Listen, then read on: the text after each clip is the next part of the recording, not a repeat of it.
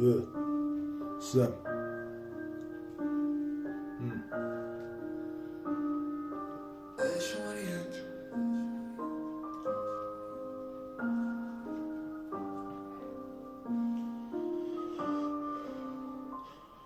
اصلا روزنه این دلامون تاریکه، فقط یادمون میره تو این دنیا خدا قاضیه. فقط یه دلنگ نونن و یه لباسیه، عدد به خودت میای میبینی میکنی رویاتو لگه. وقتی میبینی محبت تا بلافه پیشه، هرچی میخوای بسازی میبینی درسته میشه. هرچی بدوی مثل پارچی کلوف نمیشه و همین میشه دنیا و آدماش به تو خود میشه.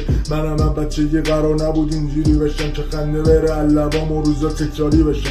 تو من آرزو خاطر امید بشن زندانی، انقدر بیدار بمونم پایینش خود بشه چشم. با اینکه تو من زنده هنوزمون عشق و ایمانم، من و خودم و یه خودکار و مغز بیمارم. شبا تا صبح مینویسم، صبح تا شب و بیکارم. از خونه بریدم و توی پیر چشم ایرانم. حتی ناامیدم از همه عزیزترینام، از اون که فکر و قلبمه. از همه رفیقا شبیه پلاستیک و سوختم و ریختم از درون، ولی تو چشه بقیه جز قوی ترینام. دیگه خستم از اون کارا که کار من نی، دیگه بیزارم از این جایی که جای من نی. حالت خوب باشه میبینی اینو همه پیشتن، اگه بد باشی میگن نده وای به منفی.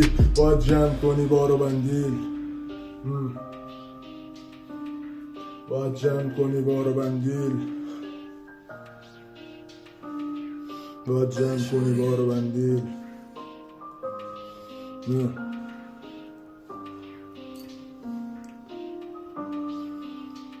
سر